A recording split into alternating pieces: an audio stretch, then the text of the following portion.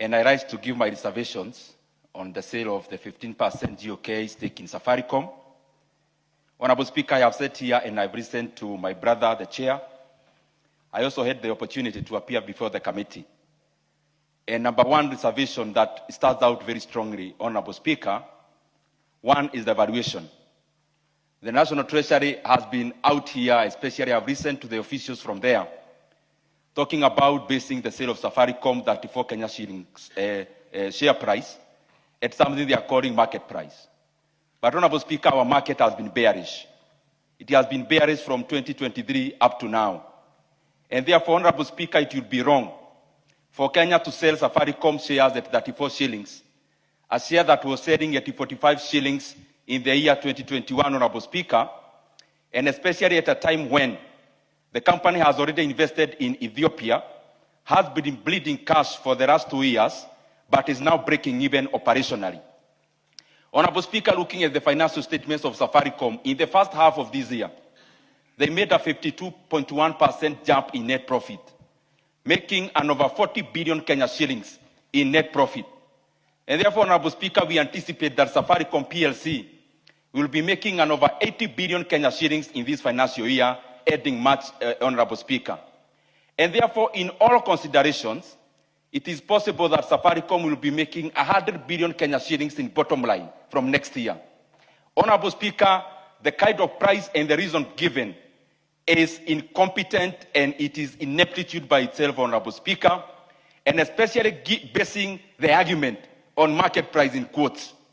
Honorable Speaker, at the same time that we are purporting to sell Safaricom at market price in quotes, Honorable Speaker, we have two transactions happening in the NSE.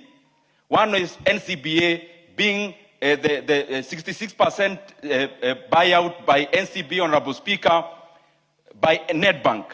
Honorable Speaker, it is good that I clarify that before the advent. Order, Honorable Ndindi Nyoro, what is out of order? You know, Honorable Speaker, this house is a house of record.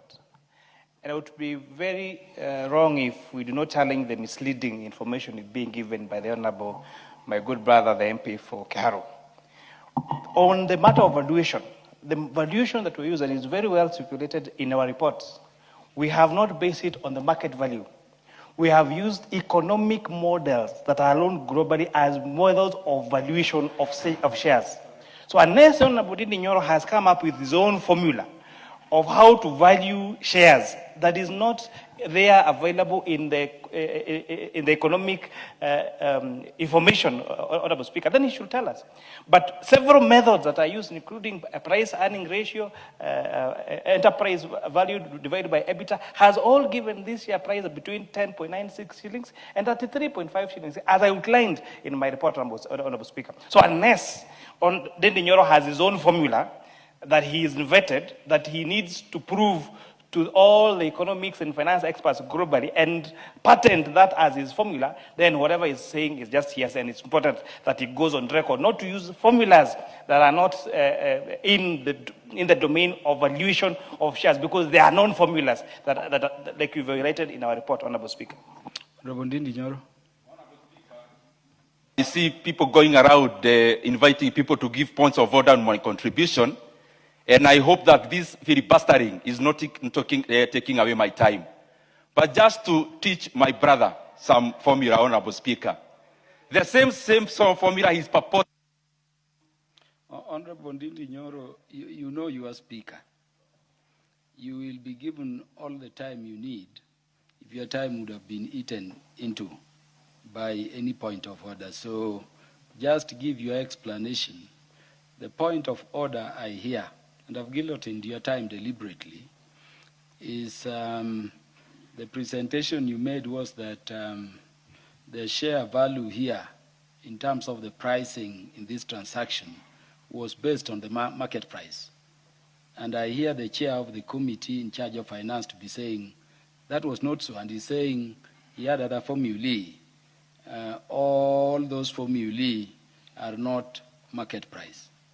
So can you just respond to that, then you go to continue. Honorable Speaker, that is basically the incompetence I was talking about.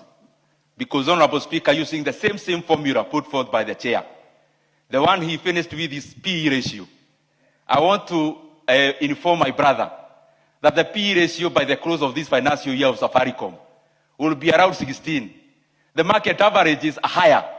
Our buyers who are buying Safaricom shares, the highest PE ratio, the best PE ratio they have ever had is 40, Honorable Speaker, in 2022. Currently, their PE ratio is actually negative because they make losses. The PE ratio of Etisalat is over 30, Honorable Speaker. The PE ratio of Orange, the PE ratio of Airtel. And therefore, Honorable Speaker, it is proper that Kenyans are watching the total incompetence at which we are selling our Safaricom stake. That even our own arguments are against us, Honorable Speaker. The second thing, Honorable Speaker, that I want to bring forth. Did you say the price at which the shares are proposed to be sold is inadequate or incompetent? What did you say? Honorable Speaker, when it comes to a business transaction, you are either competent to look for value for money for yourself, or you are incompetent to give yourself to the other party. What I'm saying is this. The same formula the chairman is proposing of PE ratio of telcos. By the close of this financial year, the anticipated profit of 80 billion. Honorable Speaker, the PE ratio of Safaricom will be around 16.1 years, Honorable Speaker. Honorable Speaker, the competitors in telcos, Etisalat, Airtel and the others, Honorable Speaker, their PE ratios are much, much worse, Honorable Speaker. And it is glaring, Honorable Speaker, that we are giving forth an... Honorable Kimani Kuria, what is out of order? This is now a competition about finance minds, and it is beneficial for our debate. Honorable Speaker, I did challenge my good brother, the Honorable Member for Kiharu, to give us one formula that he's using to give that price. And the price earning multiples, Honorable Speaker, as we've calculated, and as shown by KCB as a firm that was valuing these shares, gave it a low of 10.62, an average of 17.08, and high of 25.01. Those are facts. So unless the Honorable Ndindi tells us, for him to call us incompetent, can he tell us which economic formula he's using so that he doesn't start talking about Orange? We're not selling Orange. He's talking about other telcos. We're not talking about other telcos.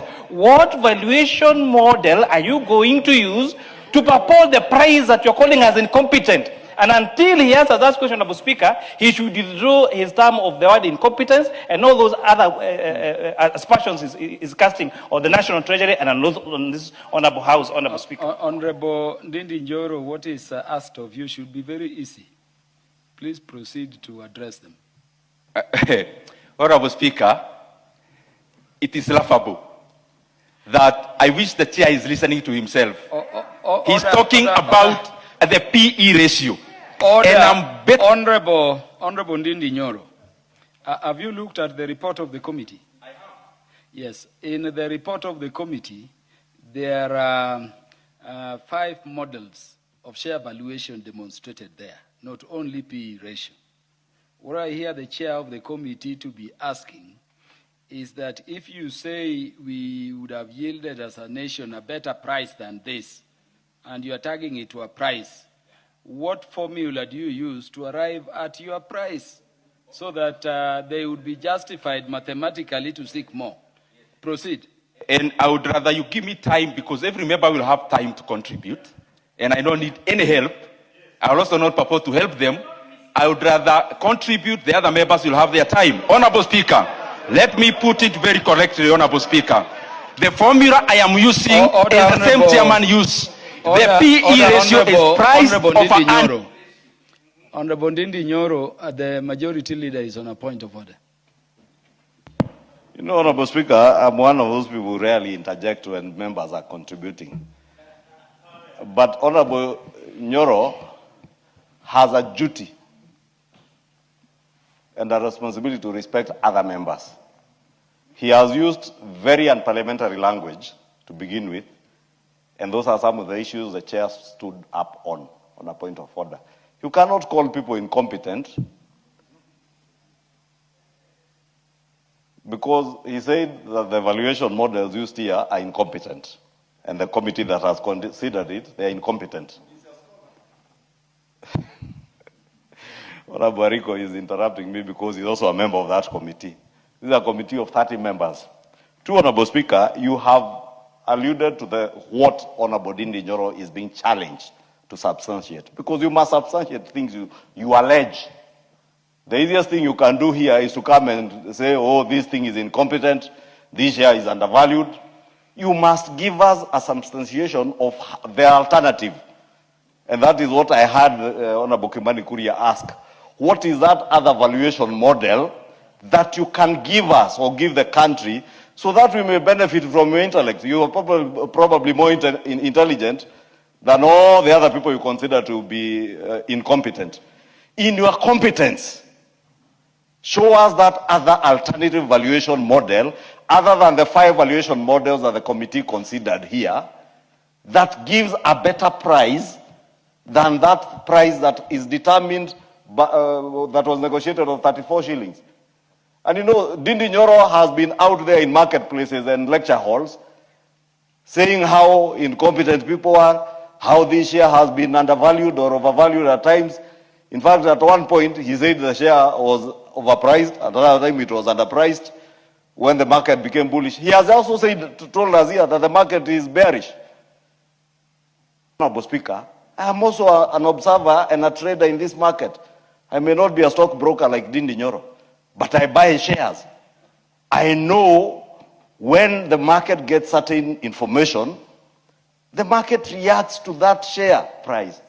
When there was information on this session of paper, the market reacted. In fact, long before even this news became news that government was going to divest, the market reacted to it. And the market on the Safaricom share became very bullish. That is why that share rose. At the time, I think, when this session of paper was brought to this house, the share price was trading at 20-something shillings. It rose all the way out of speculation. Kenyans know that the share, the financial year of Safaricom is about to come to an end. I think the closes, I think, in March, is it? That the market, especially around the Safaricom share, cannot be said to be bearish. You know, Ndindi has been upstanding due to the interventions, and I would request we stop them for over 10 minutes now. So I'm not going to allow any further interventions. You will have your contributions. You are requesting for 3. There is an offense taken with your use of the word incompetence, more so as they relate to the committee, and your phrase that the leader, the chairperson's submissions before the House are laughable. I would request you withdraw those and then, deal with the issue if you can. If there is a formula, in economics by which we can land at a better price as a country, it would also be beneficial to the House. Otherwise, you just proceed and conclude. 2.5 minutes from now. Honorable Speaker, I don't find merit in responding to the filibustering from the previous member, but responding to the chair who earlier stated about the formula. I have been repeating and I'm repeating. I'm not even introducing a new one. I'm using their own. The chair stood here and talked about P ratio. I'm not even going to the other ones that they can use. There are many. I'm just concentrating on his. P ratio of Safaricom by close of this year will be 16.1 years, Honorable Speaker. Our buyers who are Vodacom, their P ratio, the best they have ever had is 40 periods, Honorable Speaker. P ratio measures periods. Honorable Speaker. Honorable Ndindi. Hey. No, please, I will not allow more points of order. Let me direct this debate. Honorable Ndindi, P ratio is one of the 4 models. And they are in the report in terms of demonstrating how each model arrives to what figure. Precisely. Yeah, so it is not only PE ratio, which has been proposed. And I've not heard the chair to say the model that was used to price these shares was PE ratio. There were 4 models that they are demonstrated there. The ask is that you demonstrate how you arrive at a share value that would be different from this. Yes. Chairman, Honorable Speaker, I am repeating for the obtained time. I know there are even more than 4 formulas. There are more. But I want to zero in onto their own. Honorable Speaker, P ratio is price over earning ratio. We are talking about a price of 34. So the price is integral. Earning per share is also integral. And it measures periods. The period at which you may return your money using bottom line in Safaricom is 16.1 years, Honorable Speaker. The one for our buyers, the best I have ever had in around 2022, was 40 periods, Honorable Speaker, for 40 years. Currently, they are in negative. Etisalat, Airtel, Orange, they are all trading at P ratios in the ranges of 30. It means on that basis alone, our Safaricom share is undervalued by more than half, Honorable Speaker. The second thing, Honorable Speaker, I want us to consider, currently in our NSC, there are block trades happening at the same time. It is exposing what we are doing to Kenyans. NCBA buyout by Nedbank. Before the announcement that there was an imminent buyout from Standard Bank earlier in the last quarter of last year, the price of NCBA was around 70 shillings. But the transaction price is 105 shillings, Honorable Speaker. There is a current transaction happening in the NSC. In EABL, Diageo is selling to Asahi. The current market share price, Honorable Speaker, of EABL today is 259 shillings. But they are transacting at 590 shillings, Honorable Speaker. I'm just trying to say, it will be very wrong for anyone to bring semantics around market price, Honorable Speaker. It exposes how unpatriotic we can be, Honorable Speaker. The second thing I want to highlight is something called condition precedent. Honorable Speaker, there were condition precedents given by CA, Honorable Speaker, to our buyers in regards to licensing, where Kenya is losing over 70 billion Kenya shillings. The other one is information asymmetry. We are selling to one buyer, Honorable Speaker, instead of floating to the global market to get the best value, Honorable Speaker. Honorable Speaker, the current person we are selling to is already an insider. There is already an information asymmetry. The CFO of the current company we are selling is proposed, Honorable Speaker, by our current buyers. Honorable Speaker, that in a mature market cannot be allowed to pass.